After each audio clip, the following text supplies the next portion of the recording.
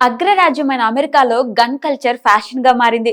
America మాజీ అధ్యక్షుడు Trump మీద కాల్పుల ఘటనలో అగ్రరాజ్యం ఒక్కసారిగా ఉలిక్కిపడిన విషయం తెలిసిందే. స్కూళ్లలో సైతం పిల్లలు తమతో పాటు గన్లను తెచ్చుకొని టీచర్లపై కాల్పులు జరిగిన ఘటనలు కోకొల్లలు. అదే విధంగా కొందరు జాత్యాహంకార ధోరణి వల్ల కూడా ఇతర దేశాల నుంచి అమెరికాకు చదువుకోవడానికి జాబుల కోసం వచ్చిన వారిపై కూడా కాల్పులు జరిపి హత్యలు చేసిన ఘటనలు గతంలో అనేకం జరిగాయి. అక్కడ లైసెన్స్ గన్లను ఎక్కువ మంది తమతో క్యారీ చేస్తుంటారు. ఏటీఎంలు, వ్యాలెట్లు, డబ్బులు పెట్టుకున్నట్లు వాళ్ళు తమతో పాటు గన్ కూడా పెట్టుకుంటారు.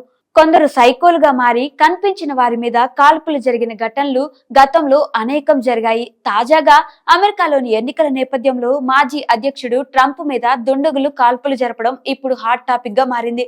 అమెరికాలో అధ్యక్షుడు, మాజీ అధ్యక్షులకు ఎంతో కట్టుదిట్టమైన భద్రత ఉంటుంది. ఇంత టైట్ సెక్యూరిటీలో కూడా సదరు దుండగులు కాల్పులు జరపడం పెను దుమారంగా మారింది. కానీ కాల్పుల ఘటన నుంచి ట్రంప్ వెంట్రుక వాసులు తప్పించుకున్నారు. సీక్రెట్ ఏజెన్సీ పోలీసులు దుండగుణ్ణి మాత్రం సెకండ్ల వ్యవధిలో కాల్చి చంపారు. కాల్పులకు తెగబడింది 20 ఏళ్ల థామస్ మాథ్యూ క్రూక్ అని పోలీసులు గుర్తించారు. అతని వద్ద ఎలాంటి ఐడి కార్డులు, ఫోన్లు మాత్రం లభించలేదు. పోలీసులు అతని డిఎన్ఏను ల్యాబ్ కు పంపించి వివరాలు రాబట్టేందుకు చర్యలు చేపట్టినట్లు తెలుస్తుంది. మరోవైపు ఎన్నికలకు కొన్ని నెలల ముందు ఈ ఘటన జరగటం తీవ్ర సంచలనంగా మారింది. ఇలాంటి ఘటనలకు అమెరికాలో తావులేదని కూడా గాయపడ్డ ట్రంప్ తేల్చి చెప్పారు. ఇదిలా ఉండగా ఇప్పటి వరకు అమెరికా చరిత్రలో 4 అధ్యక్షులు ఇలా కాల్పుల్లో మరణించినట్లు తెలుస్తోంది. అదే విధంగా ఇలాంటి దాడుల్లో 3 అగ్రరాజ్య అధ్యక్షులు మాత్రం వెంట్రుక వాసులు ప్రాణాలతో బయటపడ్డారు. ప్రపంచ ప్రఖ్యాతిగాంచి అమెరికా 16వ ప్రెసిడెంట్ అబ్రహాం లింకన్ గన్ కాల్పుల్లో మరణించారు. వాషింగ్టన్ డీసీలోని ఫోర్డ్స్ థియేటర్లో 1865 ఏప్రిల్ 14న ఆయనపై దాడి జరిగింది. జాన్ బూత్ అనే నటుడు ఆయనపై కాల్పులు జరిపి హత్య చేశాడు. అదే విధంగా జేమ్స్ గర్ఫీల్డ్ 20వ అమెరికా అధ్యక్షుడిపై కూడా 1881 జూలై 2న దాడి జరిగినట్లు తెలుస్తోంది. వాషింగ్టన్ లోని బాల్డిమోర్ పోటోమాక్ రైల్వే స్టేషన్ దగ్గర గుర్తు తెలియని అగంతకుడు ఆయన్ని కాల్చి హతమార్చాడు. విలియం మెకెన్లీ అమెరికా 25వ అధ్యక్షుడి మీద 1901 సెప్టెంబర్ 6లో దాడి జరిగినట్లు తెలుస్తోంది. ఒక కార్యక్రమానికి హాజరైన అధ్యక్షుడిపై ఒక దుండగుడు కాల్పులకు పాల్పడ్డాడు. తీవ్రంగా గాయపడిన మెకెన్లీ చికిత్స పొందుతూ అదే ఏడాది సెప్టెంబర్ 14న చనిపోయారు.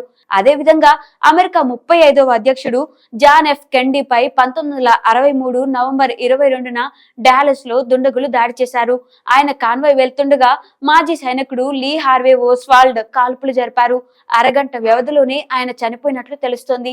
మరోవైపు కొందరు అధ్యక్షులు మాత్రం వెంట్రుక వాసులు ప్రాణాలతో బయటపడ్డారు. అమెరికా మాజీ అధ్యక్షుడు థియోడర్ రూజ్వెల్ట్, అమెరికా మాజీ అధ్యక్షుడు రొనాల్డ్ రీగన్, ప్రస్తుతం తాజాగా అమెరికా మాజీ అధ్యక్షుడు డొనాల్డ్ ట్రంప్ వెంట్రుక వాసులు ప్రాణాలతో బయటపడ్డారు. ఈ నేపథ్యంలో అమెరికాలో గన్ కల్చర్ ఏ రకంగా పేటరేగిపోయిందో దీన్ని బట్టి అర్థం చేసుకోవచ్చు. అమెరికాలో తుపాకీ సంస్కృతి 1934 నుంచి పెరిగింది. ప్రభుత్వ అధికారుల నుంచి ప్రైవేట్ వ్యక్తులు ఎవరైనా వారి ఆదాయ వ్యయాలతో సంబంధం లేకుండా, సమాజంలో హోదాతోనూ పని లేకుండా తుపాకులు పొందేందుకు అవకాశం ఉంది. ఈ కారణంగానే గన్ కల్చర్ పెరుగుతోంది.